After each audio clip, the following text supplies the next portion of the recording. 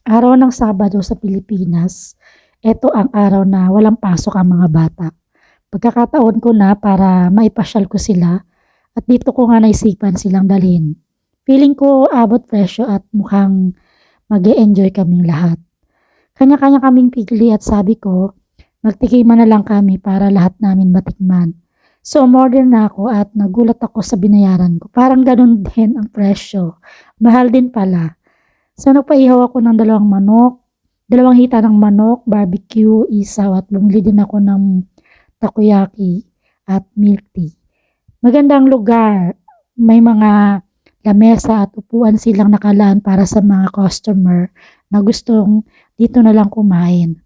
So habang kumakain kami, ng, nagkukwentuhan kami ng mga nakakatuwa kasama na siguro dahil lahat ng in-order namin ay masarap. Sabi nga ng anak ko, ito yung kauna-unahan na sabi na kumain kami ng ganito dahil kahit papaano napagandaan ko talaga ito para sa kanila.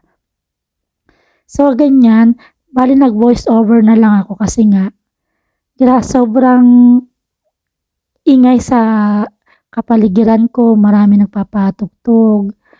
Masaya siya dahil bukod sa magaganda yung mga tugtog na naririnig, marami kang makikitang mga tao na parang sayang-saya sila sa mga kinakain nila. So tulad kami, ayan, nagbibigayan na kami diyan, tikiman. So sobrang nag-enjoy kami diyan.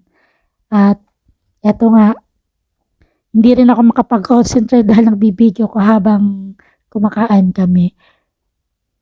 Nga pala ito ay matatagpuan sa Balanga Night Market.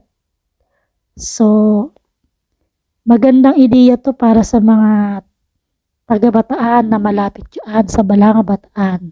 Kung gusto nyo kumain dito, hindi po kayo magsisisi dahil kaya pala paborito ng anak ko yung in-order namin ay masarap. Masarap pala siya. Yun nga lang medyo magdala kayo ng extra budget. Halos ako ngayon nakaubos sa binili namin takoyaki. Masulit ang pinagbigyan na nila kasi minsan lang naman daw ako makakain yan. Tuwing nandito lang ako sa Pilipinas.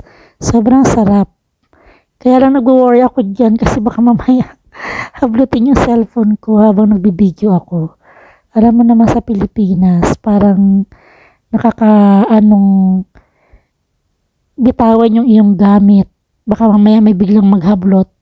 Hindi katulad dito sa bansang alam mo na walang mga nangunguha dito.